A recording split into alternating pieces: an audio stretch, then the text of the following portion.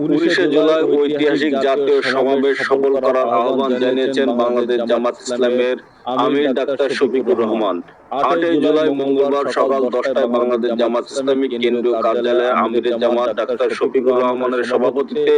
ঐতিহাসিক জাতীয় সমাবেশ বাস্তবায়ন কমিটির এক বৈঠক অনুষ্ঠিত হয়। বৈঠকে উপস্থিত ছিলেন নায়েবে আমির সাবেক MP doctor Syed Abdullah Mohammad Taher, secretary general সাবেক এমপি অধ্যাপক মিয়া গোলাম পরোয়ার, সহকারী সেক্রেটারি জেনারেল মাওলানা আব্দুল হালিম, অ্যাডভোকেট এহসানুল মাহবুব জুবায়ের, কেন্দ্রীয় নির্বাহী পরিষদ সদস্য জনাব সাইফুল আলম খান মিলন, অধ্যক্ষ মোহাম্মদ ইজ্জতুল্লাহ, জনাব মোবারক হুসাইন, কেন্দ্রীয় নির্বাহী পরিষদ সদস্য ঢাকা মহানগর দক্ষিণের আমির জনাব নুরুল ইসলাম বুলবুল, কেন্দ্রীয় নির্বাহী পরিষদ সদস্য ঢাকা মহানগর উত্তরের আমির জনাব মোহাম্মদ সেলিম উদ্দিন, ঢাকা মহানগর দক্ষিণের সেক্রেটারি ডক্টর শফিকুল ইসলাম মাসুদ, ঢাকা মহানগর উত্তরের সেক্রেটারি ডক্টর রেজাউল করিম, ইসলামী দাওয়াত